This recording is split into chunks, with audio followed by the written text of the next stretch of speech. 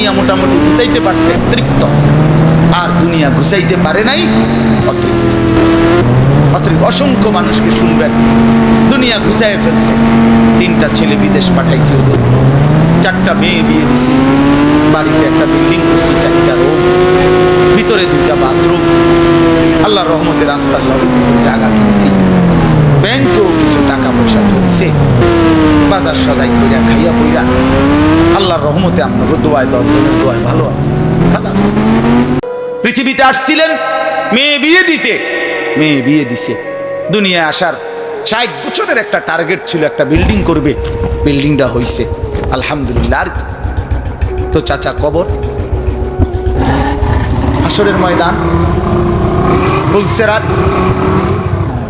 মিজান, আমল নামা, জান্নাত জাহান্নাম, এগুলো কার জন্য? এগুলো কার জন্য? এগুলো কার জন্য? কই সেগুলোর কথা তো বললেন না। ইয়ালামুনা যাহিরাম মিনাল হায়াতিদ দুনিয়া তো খুব বুঝলা বান্দা, ওহুম আনিল আখিরাতি হুম গাফিলুন, আখিরাতের ব্যাপারে তো গাফিল হয়ে গেল। যুবক ছেলে, তোমাদের হালাত কি? তোমরা মনে করছো তোমাদের লজ্জাস্থানের যৌনতা একটা শাহওয়াত আছে, চাহিদা আছে, এই চাহিদাটা যদি পূরণ হয়, লা সাউফা তা'লামুন সুম্মা কাল্লা সাউফা তা'লামুন। আল্লাহ তাআলা বলে, বান্দা শোনো, সাবধান, কাজটা ভালো করলা না, দুনিয়ায় ডুবে গেলা, আখিরাত ভুলে গেলা, সাউফা তা'লামুন।